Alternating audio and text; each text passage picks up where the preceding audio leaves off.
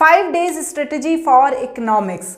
18 मार्च को सीबीएसई का इकोनॉमिक्स का पेपर है। यदि आप सीबीएसई के स्टूडेंट्स हैं और यदि आप ये सोच रहे हैं कि अब 5 डेज बचे हैं सिर्फ इकोनॉमिक्स के पेपर में, तो मैं 5 दिनों में अपने इकोनॉमिक्स को कैसे कवर करूं, यदि मैंने बिल्कुल पढ़ाई नहीं की है या मैंने थोड़ी सी पढ़ाई की हुई है या मुझे थोड़ा सा रिवीजन ही करना है, फिर भी 5 दिनों में मैं इनको कैसे कंप्लीट करूं, तो मैं पूजा मेहता यहाँ पर लेकर आई हूँ 5 days strategy for economics exam. तो यदि आप ये वीडियो लास्ट तक देखेंगे तो आपको पूरा अपना रूटीन पता चल जाएगा कि 5 दिनों में आपको कैसा रूटीन रखना है जिससे आप अपने सारे चैप्टर्स को कवर कर लें। तो वीडियो को लास्ट तक जरूर देखिएगा।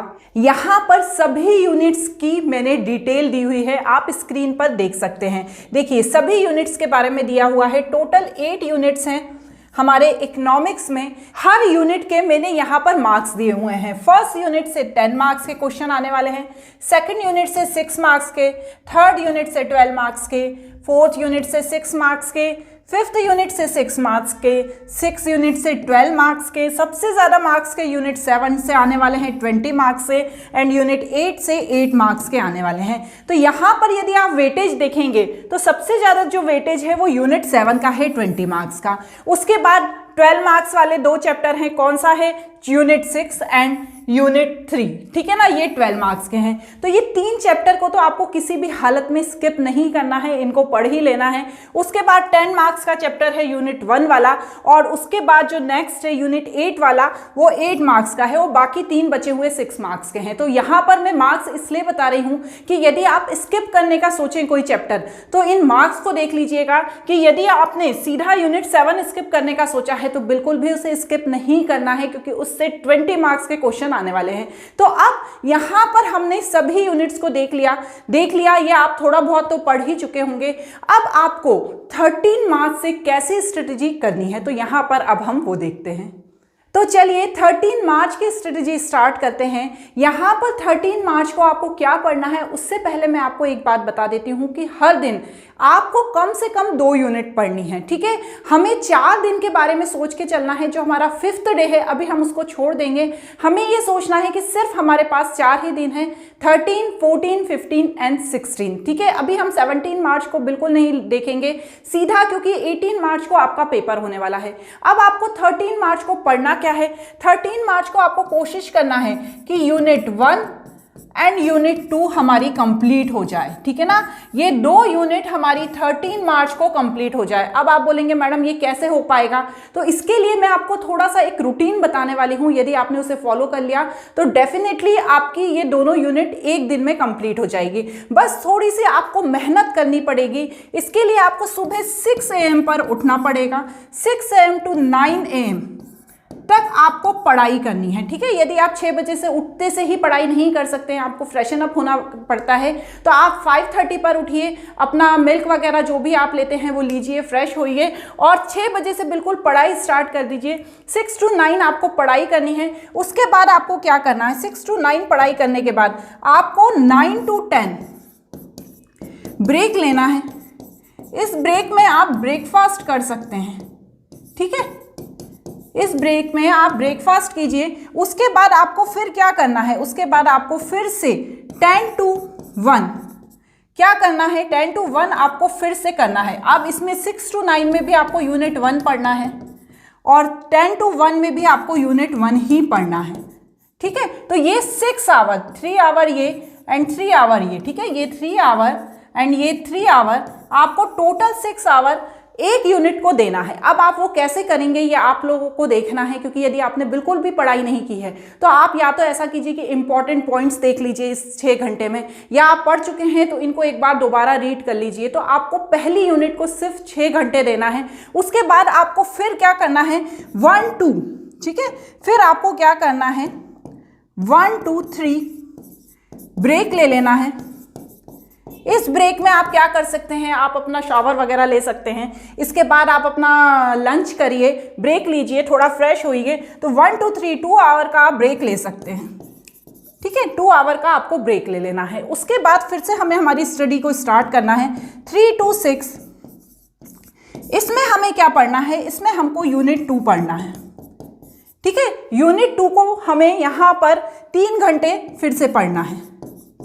इसके बाद हम फिर से 1 घंटे का फिर से ब्रेक ले सकते हैं, ठीक है। 1 आवर का हम फिर से ब्रेक ले सकते हैं, कितना 6 to 7, ठीक है।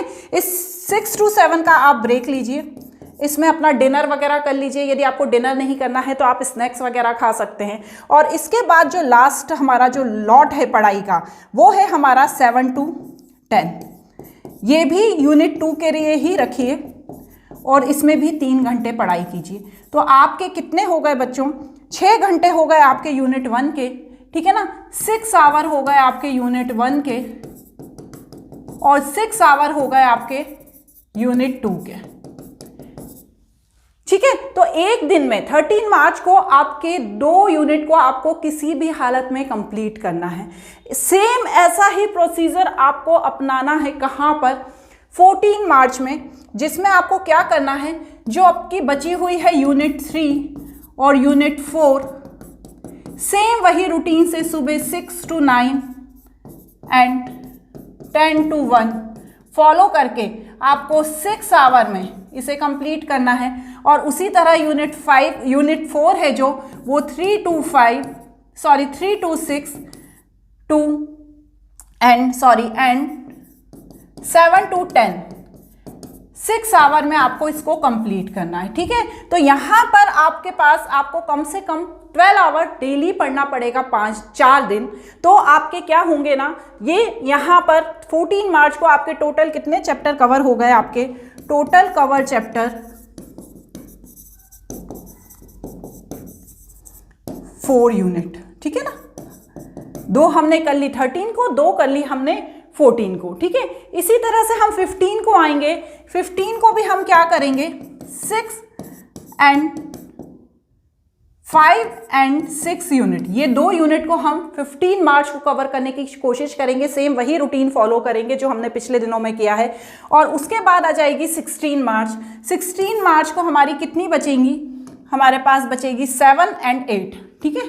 Unit 7 and 8।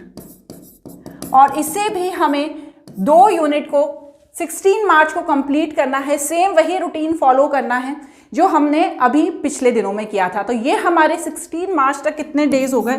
4 डेज हो गए। और जिसमें हमने पूरी हमारी जो 8 यूनिट है वो कवर कर ली। अभी भी हमारे पास 1 दिन है, 1 दिन अभी भी हमारे पास 17 मार्च बचा हुआ है। इस 17 मार्च में आपको सबसे पहले मॉर्निंग में उठ के क्या करना है? थोड़े से MCQs का रिवीजन करना है, ठीक है। MCQs का रिवीजन करना है, इम्पॉर्टेंट टॉपिक देखना है ना। क्योंकि जब भी आप पढ़ेंगे, यदि कोई क्वेश्चन आपको ऐसे लग रहे हैं कि थोड़े टफ है, उसको आप निशान लगा लीजिएगा, उन्हें रिवाइज कीजिएगा। इसके बाद सैम्पल पेपर देखने का तो इस समय टाइम नहीं रहेगा, लेकिन फिर भी यदि आप देख सकते हैं तो सैम्पल पेपर देख लीजिएगा, ठीक है। ये आपको 1 बजे तक कंप्लीट कर लेना है, सुबह के 6 घंटे में। उसके बाद जो बाद के 3 बजे से जो टाइम मिलेगा, उसमें आपको क्या करना है? पूरा आपको रिवीजन करना है 1 to 8 यूनिट का, ठीक है। लास्ट के जो 6 आवर हैं, इसमें आपको पूरा रिवीजन करना है। जो आपने 13, 14, 15 एंड 16 में पढ़ा है, उसका पूरा रिवीजन आपको 17 को करना है। कभी भी 1 दिन पहले अपने सिलेबस को ख़त्म करने के बारे में मत सोचा कीजिए, 1 दिन का गैप रखा कीजिए, क्योंकि रिवाइज भी करना बहुत ज़्यादा इंपॉर्टेंट होता है। नेक्स्ट डे पेपर रहेगा, बिल्कुल पैनिक नहीं करना है। सुबह कुछ खाकर जाना है, खाली पेट एग्जाम देने नहीं जाना है।